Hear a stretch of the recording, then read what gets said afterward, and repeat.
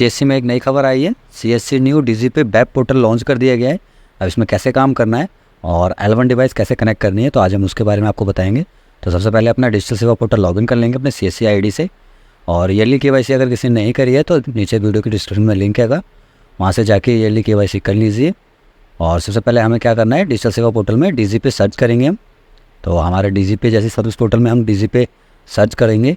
तो आप देखिए कंफ्यूज ना होइए, क्योंकि लास्ट टाइम जो हम सॉफ्टवेयर पे अपने डीजीपी यूज़ किया करते थे और मोबाइल एप्लीकेशन पे, तो अब डीजीपी जो न्यू है वो हमारा डीजीपी वेब ब्राउज़र पे चला है, यानी इसे बोलते हैं डीजीपी वेब।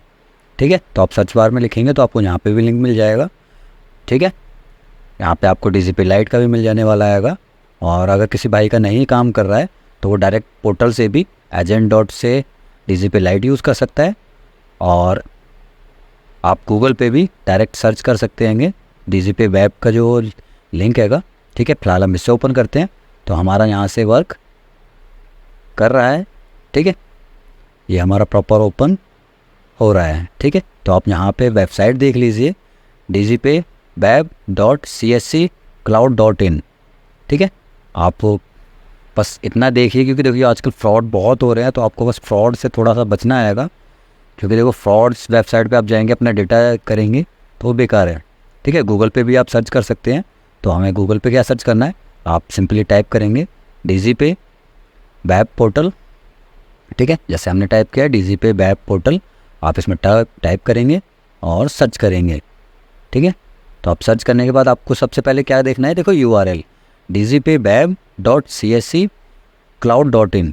ठीक है, तो आप सबसे पहले देखो URL को फाउंड करिए कि हाँ आप अपना डेटा एंटर कर रहे हैं तो किस वेबसाइट पे कर रहे हैं।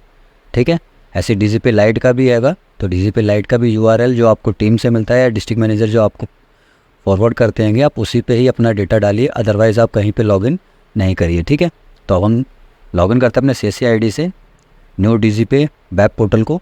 तो इस सबसे पहले आपको क्या करना है, आप अपने सीएससी आईडी डाल लेनी है, पासवर्ड डालना है, कैप्चर कोड करके साइन इन। जैसे हम डिजिटल सेवा पोर्टल को लॉगिन करते हैं ऐसे ही आप न्यू डीजीपी वेब पोर्टल को भी लॉगिन कर सकते हैं। ठीक है, तो अब इसमें 3 ऑप्शन मिल रहे हैं आपको।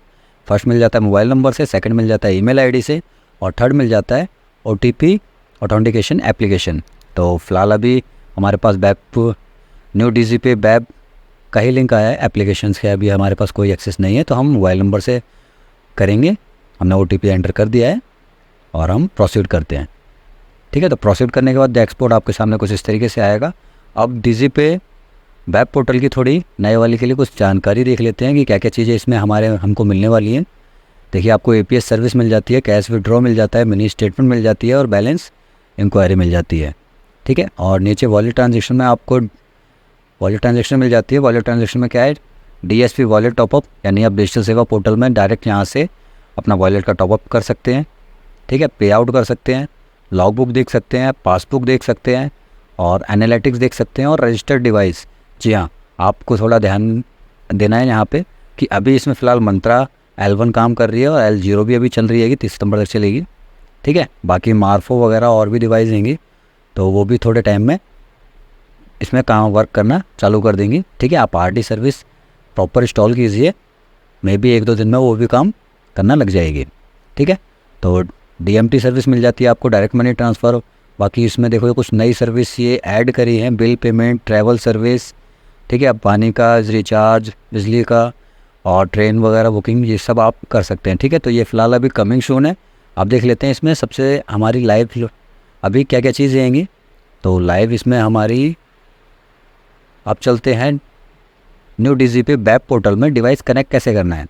ठीक है, तो सबसे पहले देखो आप कोई सी भी सर्विस को एक्सेस करेंगे तब डिवाइस के लिए पूछेगा, बाकी आप OTP के थ्रू सिंपली इसमें लॉगिन कर सकते हैं अपने पोर्टल पे। ठीक है, ये बहुत ही अच्छी खबर निकल के आ रही है कि भैया डायरेक्ट OTP के थ्रू हम पोर्टल लॉगिन कर सकते हैं। बट हर पोर्टल में आपको देखा होगा कि बायोमेट्रिक ऑथेंटिकेशन लगा करता था पुराने वाले में, तो अभी फ़िलहाल इसमें स्टैटिक और मंत्रा काम कर रही है। तो आपको सबसे पहले करना है क्या है, अपनी पुरानी RD सर्विस को अनइंस्टॉल कर लेना। सर्विस हम अनइंस्टॉल कर लेंगे। अब RD सर्विस कैसे अनइंस्टॉल करनी हैगी तो वो भी हम आपको बताते हैं। आप आएंगे सबसे पहले कंट्रोल पैनल पे। ठीक, तो कंट्रोल पैनल पे आने के बाद आप अनइंस्टॉल प्रोग्राम पे जैसे क्लिक करेंगे तो आपके सामने आपके RD सर्विस के ड्राइवर और RD सर्विस आपको मिल जाएगी, जो भी आपने इंस्टॉल कर रखी होगी L0 की। तो आप L1 की इंस्टॉल कर लीजिए। बाकी किसी ने अगर L1 डिवाइस बुक नहीं किया है तो बुक कर लें, क्योंकि इनके प्राइस भी थोड़े बढ़ने वाले हैं। 30 सितंबर के बाद ये भी बढ़ जाएंगे, ठीक है। तो हम इन्हें 1 बाय 1 अपने ड्राइवर को और RD सर्विस को अनइंस्टॉल कर लेते हैं। अब न्यू DigiPay वेब पोर्टल के लिए RD सर्विस हमें इंस्टॉल करनी है। तो इंस्टॉल कहाँ से करनी है? देखिए, आपको ऑफिशियली वेबसाइट मिल जाती है DigiPay की, ठीक है। तो यहाँ पे आप RD सर्विस में आएंगे तो RD सर्विस में यहाँ पे आप देखेंगे सारी की सारी आपको RD सर्विस मिलने वाली है, ठीक है। कार्ड पेन मिलने वाली है, IRS की मिलने वाली है, मंत्रा की मिलने वाली है, ठीक है। मार्फो तक की आपको, यानी सारे जितने भी बायोमेट्रिक डिवाइस हैं सबकी आपको RD सर्विस वन पोर्टल पे मिल जाती है, ठीक है। तो यहाँ पे आप देख सकते हैं कि L0 और L1 दोनों ही हैंगी। फ़िलहाल अभी जिसकी L1 चल रही है, L0 चल रही है तो आप उसकी चलाइए। बाकी L1 की जिसकी हैगी तो मैं आपको एक बार बता देता हूँ। तो L1 पे आप क्लिक करेंगे, RD सर्विस पे आएंगे। RD सर्विस पे क्लिक करने के बाद आपको यहाँ पे दिख जाता है MSF 10110, ठीक है, यानी 110। तो इस पर आप ड्राइवर इंस्टॉल कर लेंगे और RD सर्विस वहाँ से इंस्टॉल कर लेंगे। आपको दोनों के लिए मिल जाती है, इसमें मोबाइल के लिए और PC के लिए, ठीक है। ऐसी IRS हैगी तो IRS के लिए भी आपको RD सर्विस यहाँ से मिल जाने वाला है। एंड्रॉयड वर्जन भी मिल जाता है और विंडो वर्जन भी मिल जाता है, ठीक है। और ऐसे ही आप ड्राइवर भी इंस्टॉल यहाँ से आसानी से कर सकते हैं। ड्राइवर भी आपको यहाँ पे मिल जाता है, ठीक। अब बात करते हैं किसी को अगर मार्फो भी चाहिए तो मार्फो के लिए आपको क्या करना है, मार्फो पे आएंगे। मार्फो में भी अभी L0 जिसकी भी चल रही है, बहुत अच्छी बात है कि नहीं अगर चल रही तो L1 भी आपको यहाँ से मिल जाता है। L1 के लिए आपको L0 के लिए यहाँ से मिल जाती है RD सर्विस और L1 के लिए आपको यहाँ से मिल जाते हैं, ठीक है। एंड्रॉयड है, विंडो है, सारी चीज़ आपको यहाँ से मिलने वाली है, ठीक। आप यहाँ से इजीली क्लिक करके इंस्टॉल कर लेंगे। इंस्टॉल मेरे सही भाइयों को आती है। तो हमारी इंस्टॉलेशन सक्सेसफुली हो रखी है, तो हमने कर ली है। अब चलते हैं L1 डिवाइस को कनेक्ट करते हैं। कनेक्ट कैसे करेंगे? अब आ जाते हैं DigiPay वेब पोर्टल पे। तो एजेंट ऑथेंटिकेशन करना है, यहाँ पे आपको अपना ऑथेंटिकेशन करना है, यानी वैली अपना करेगा, ठीक है, जो ऑपरेटर है। तो यहाँ पे हम करते हैं कैप्चर बायोमेट्रिक डेटा। तो हम अपनी बायोमेट्रिक लगाएंगे, वैली ऑथेंटिकेशन, ये हमारा सक्सेसफुली हो गया। तो और हमें APS पोर्टल पे रीडायरेक्ट कर दिया है इन्होंने। तो यहाँ पे हमें क्या क्या सर्विस मिल जाती है कि कैश विड्रॉ मिल जाती है, बैलेंस इंक्वायरी मिलती है और मिनी स्टेटमेंट। जी हाँ, कैश डिपॉजिट के लिए भी हमारे पास ऑप्शन दे रखा है, इसके लिए अभी हम आगे बात करेंगे। बाकी इसमें अदर सर्विस में आपको देखो वन पोर्टल पे सारी सर्विस मिलने वाली है, न्यू पेन वगैरह भी आपको मिलने वाला है, ठीक है। अब L1 हमारा कैसे देखेंगे, चेक कैसे करेंगे? तो आपको आ जाना है वॉलेट एंड ट्रांजेक्शन पे और इसमें सबसे नीचे सर्विस आपको मिलती है, पहले मिल जाती है ये, फिर नीचे मिलती है रजिस्टर्ड डिवाइस। जी हाँ, आप यहाँ से इस पर क्लिक करेंगे तो आपको दिख जाता है कि मंत्रा का हमारा ये एक बायोमेट्रिक लगा हुआ और एक IRS लगी हुई है। जी हाँ, आपकी स्टैटिक भी चलेगी और मार्फो भी आप ट्राई कर लीजिए, क्योंकि मैं वीडियो में आज बना रहा हूँ, शायद में भी जब तक आपके पास पहुँचे तो मार्फो भी वर्क करने लगेगी, ठीक है। तो सिंपल ही तरीका है, सब चीज़ आपको सेम ऐसे ही करनी हैगी। अब पोर्टल में बैलेंस इंक्वायरी कैसे करते हैं तो सबसे थोड़ा पहले ये देख लेते हैं कि इसमें कैसे वर्क कर रही है।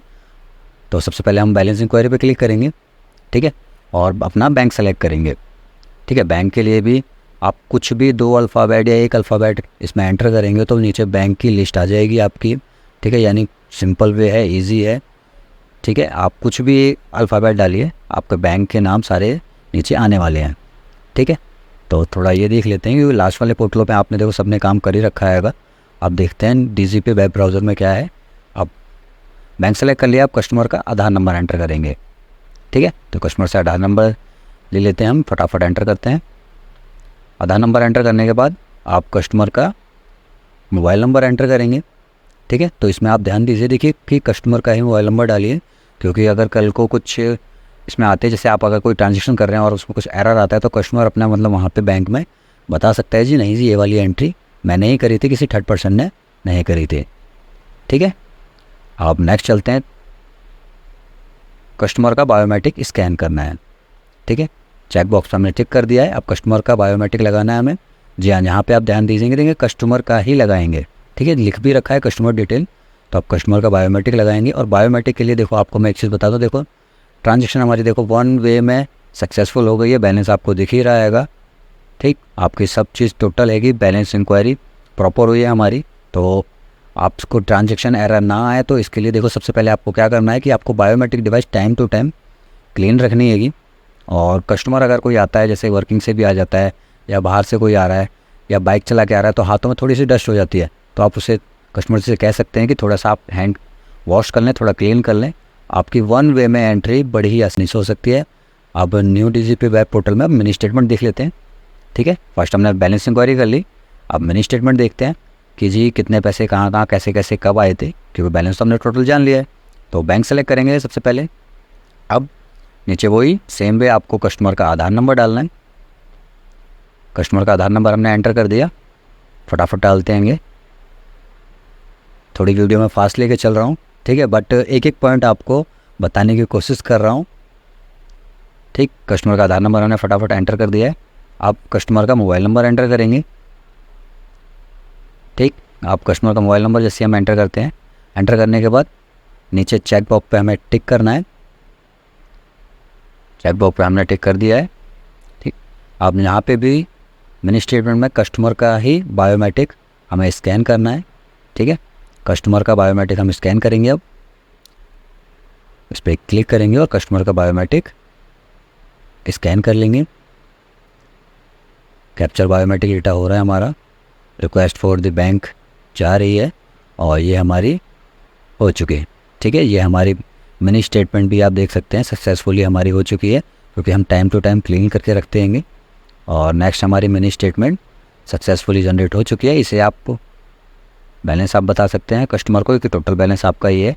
अगर किसी कारणवश किसी नीचे आपको एंट्रीज मिल जाती हैं 10, ठीक है, इसे आप आसानी से प्रिंट करके भी दे सकते हैं कस्टमर को, PDF में सेव करके भी दे सकते हैं। अब कुछ कस्टमर कहते हैं जी हमारी मिनी स्टेटमेंट तो नहीं हो रही, तो मिनी स्टेटमेंट के लिए मैं आपको एक बता दूं कि कुछ बैंकों की लिमिटेड होती है।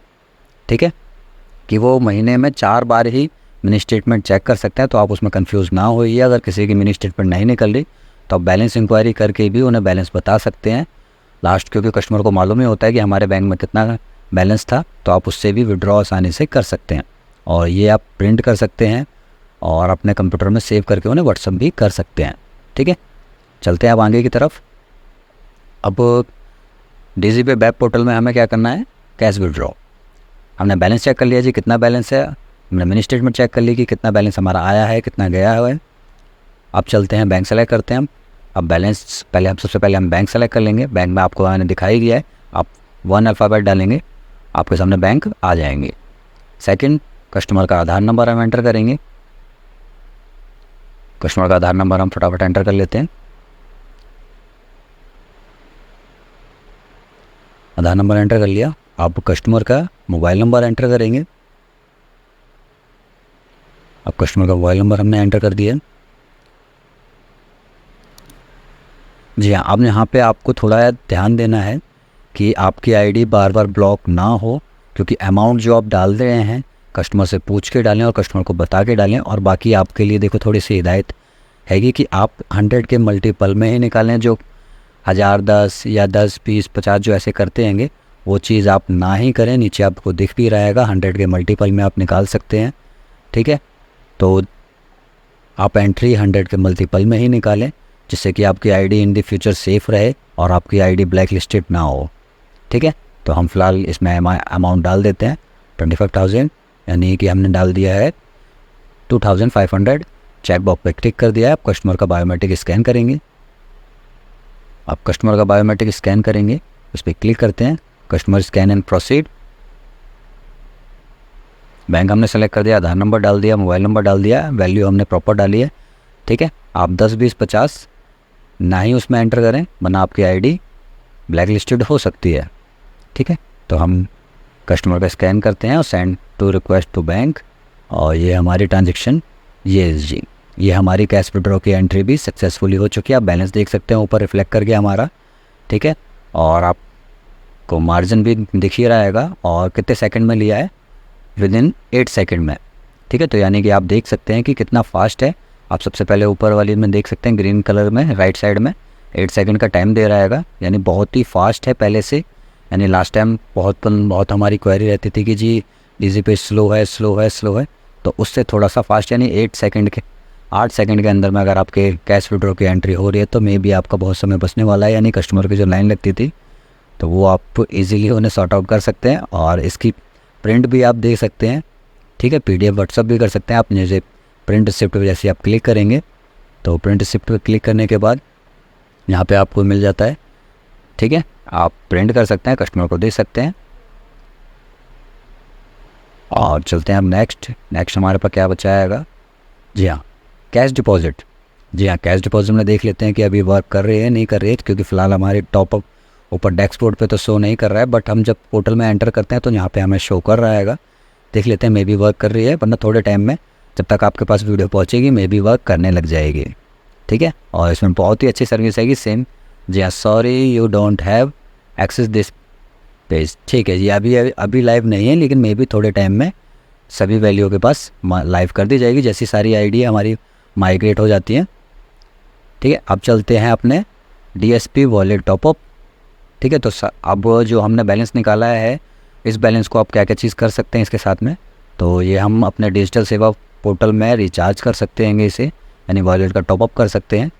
अब वो कैसे करेंगे, तो यहाँ पे आपको देखो अमाउंट दिख जाती है। अब यहाँ पे भी क्या बोल रहा है हमसे, वॉलेट में टॉपअप लिमिट कितनी है, तो वो भी एक बार थोड़ा जान लेते हैं, देख लेते हैं। जी हाँ, मिनिमम आप 100 कर सकते हैं और मैक्सिमम आप 2 लाख तक अपने वॉलेट में ट्रांसफ़र आसानी से कर सकते हैं। जैसे कि आप बिल पे करते हैं, या IRCTC की टिकट पे करते हैं, या कोई LIC पे करते हैं, या आप हमारे में भी नई सर्विस लाइव हुई है IGL की, या आप FD करते हैं, बजाज की FD भी है हमारे पास।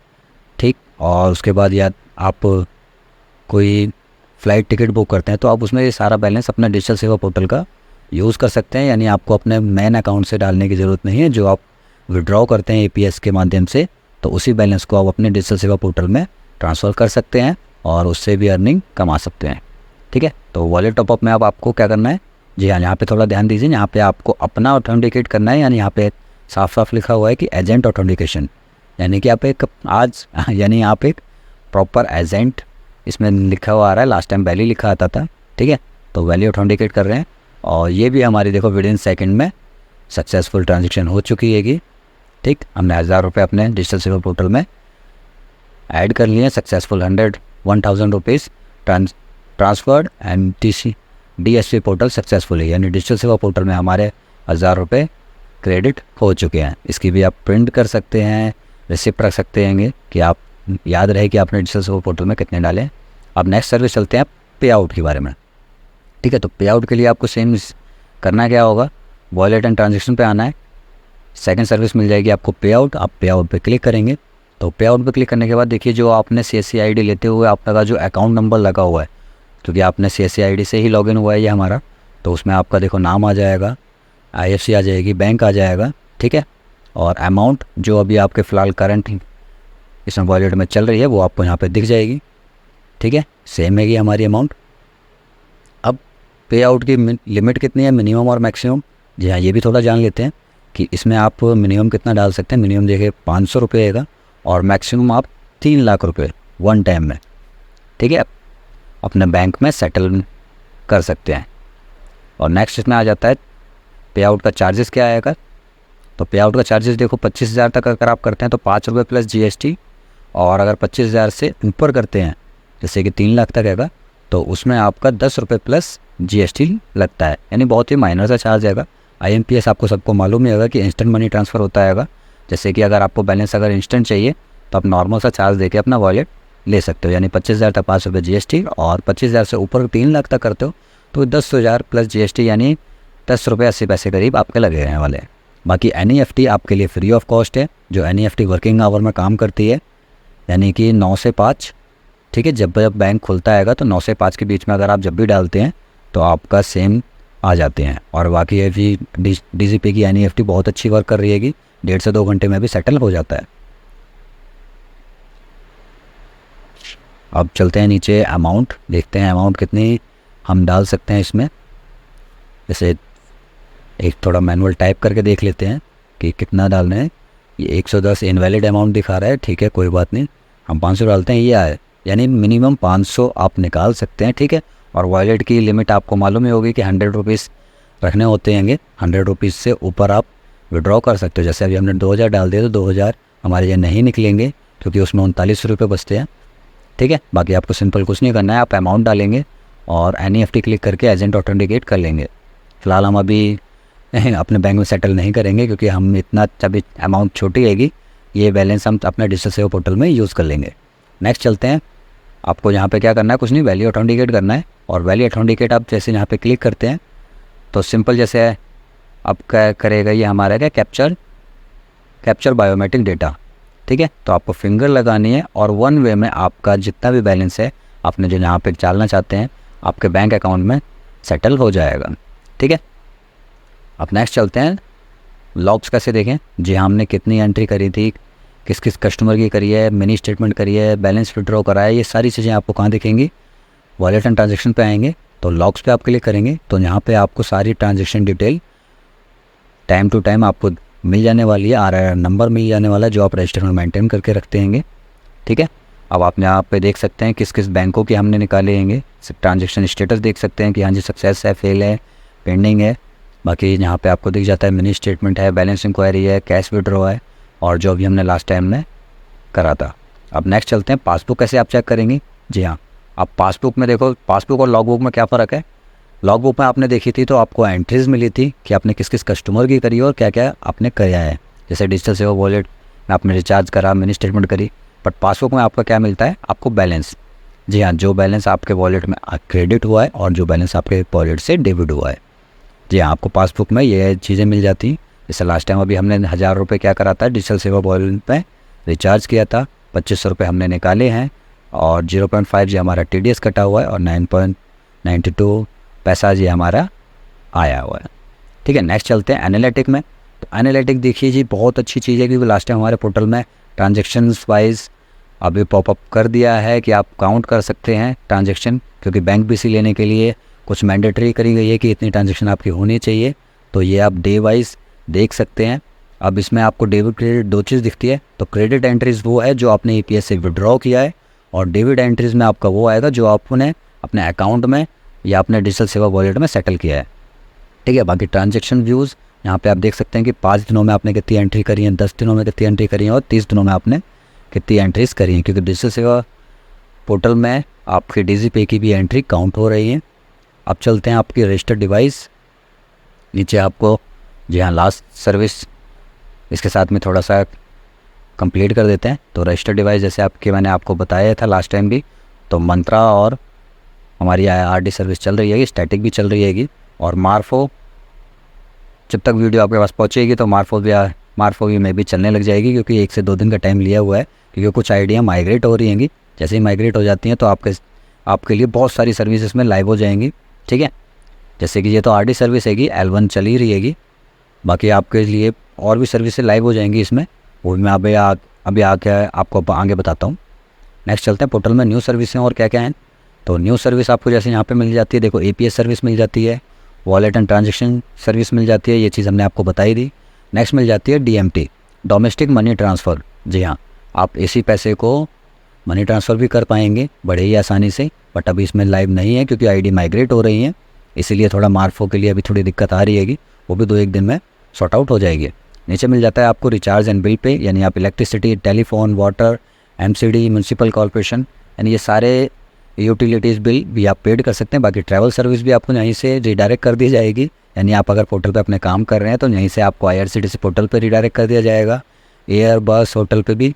और बाकी फाइनेंशियल सर्विस में आपको मिल जाती है, डीमेट अकाउंट सर्विस मिल जाती है, डीमेट सर्विस मिल जा रही है, फाइनेंशियल प्लानिंग मिल जा रही है, आपको लोन फैसिलिटी मिल जा रही है।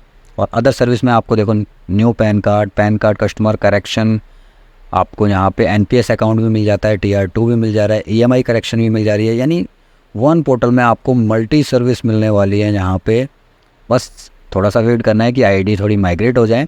बाकी अभी APS सबके लिए लाइव कर दी गई हैगी, और मे भी ये चीज़ सारे सबके लिए ही लाइव कर दी गई है। अभी इस किसी भी सर्विस पे आप क्लिक करते हो तो कमिंग सून लिख के आता है, यानी कमिंग सून का मतलब आपको मालूम ही है, जैसे कोई मूवी रिलीज़ होने वाली होती है तो कमिंग सून दिखाते हैं, यानी थोड़ा ऐसा कुछ समय बचा हुआ है। बस वीडियो आपके पास जैसी पहुँचती है और ये लाइव हो जाएगी। ठीक है।